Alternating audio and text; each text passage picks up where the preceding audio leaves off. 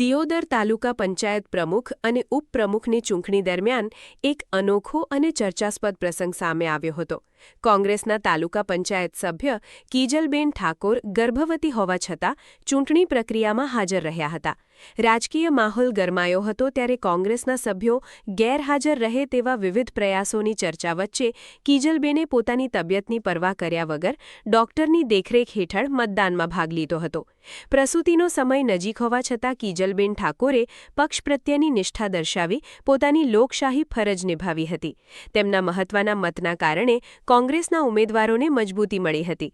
ભાજપ દ્વારા ભારે રાજકીય દબાણ અને પ્રયાસો છતાં કોંગ્રેસના તમામ સભ્યો મક્કમ રહેતા અંતે પ્રમુખ અને ઉપપ્રમુખ પદ પર કોંગ્રેસના ઉમેદવારોની જીત નોંધાઈ હતી. કિજલબેન ઠાકોરને પ્રસૂતિ પીડા ઉપડતા તેમને તાત્કાલિક ભાભરની ખાનગી હોસ્પિટલમાં ખસેડવામાં આવ્યા હતા, જ્યાં તેમણે સ્વસ્થ પુત્રને જન્મ આપ્યો હતો. આ સમાચાર મળતા કોંગ્રેસના કાર્યકરો અને આગેવાનોમાં ખુશીની લાગણી ફેલાઈ ગઈ હતી.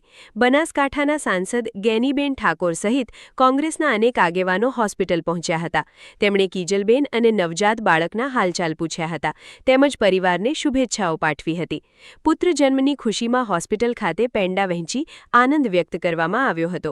પ્રસૂતિની પીડા વચ્ચે પણ પક્ષ માટે મતદાન કરવા પહોંચેલી કિજલબેન ઠાકોરની આ ઘટના સમગ્ર બનાસકાંઠા જિલ્લામાં ચર્ચાનો વિષય બની છે.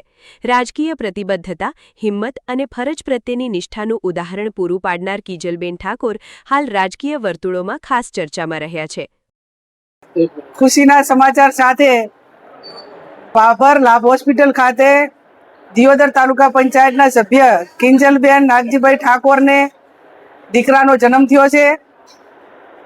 બંને માતા પિતાને પરિવારને ખૂબ શુભેચ્છાઓ પાઠવીએ છીએ.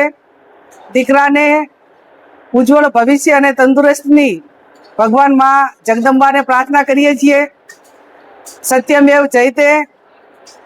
કિંજલબેને પ્રેગ્નેન્ટ હતા ત્યારે પણ ખૂબ સંઘર્ષ કર્યો છે.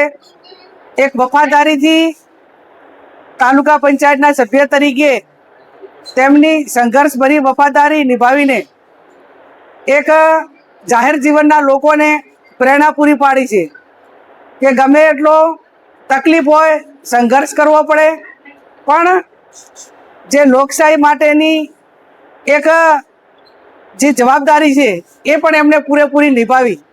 ત્યારે આજે એમને નોર્મલ ડિલિવરી થઈ છે.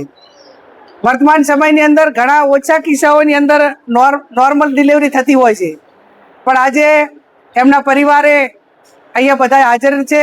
અમને પણ સમાચાર મળ્યા 4:43 આ દીકરાનો જન્મ થયો છે.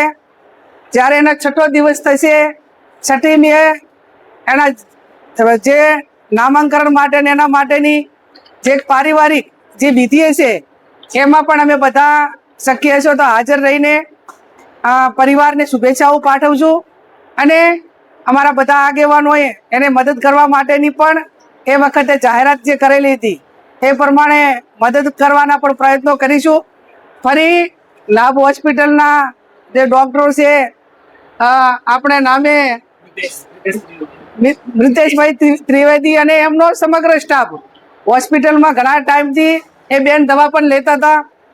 હોસ્પિટલના સ્ટાફે પણ ખૂબ સારી રીતે એમની સાર સંભાળ રાખીને સરસ રીતે કામગીરી કરી છે. ફરી તમે જુઓ તો બાળકની તંદુરસ્તી પણ ખૂબ સારી છે.